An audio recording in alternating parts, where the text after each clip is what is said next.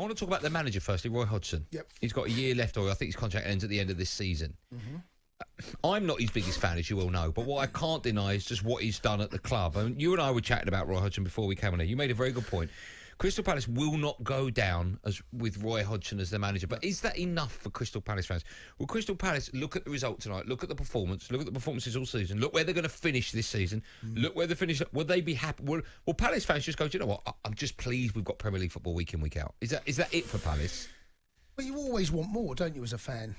You always want more. You always want... How much goal? Can we get that? Can we keep in, as in Zaha? Can we build, as in Eze? And can we build around those two? Can we get a better goalkeeper? Can we get a better centre-forward? Palace need a better centre-forward. They do, yeah. You know, Benteke have some puffs, but...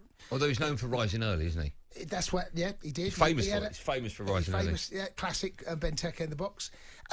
But Roy Hodgson is tactically a brilliant defensive coach. Now, he's not everyone's cup of tea because he's too pragmatic. But what he will do, he'll get you well organised, tough to beat. I know Liverpool will probably tell you different after what they did to them. But largely, they are a very difficult team to play against. Now, they can be hit and miss because there's a lack of genuine top-class quality. But if Palace want to stay in the Premier League, give him another year contract.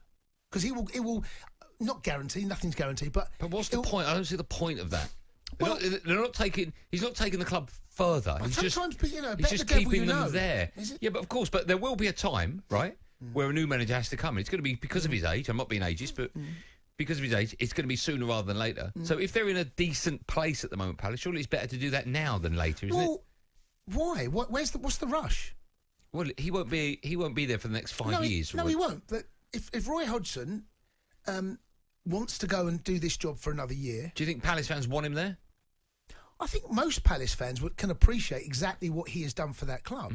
They don't forget. Was it Ronald de Boer? They've had their fingers burnt here. Yeah. They've had their fingers burnt, and they went from Sam Allardyce, so when they got the England job, they went to de Boer, and they found Frank de Boer.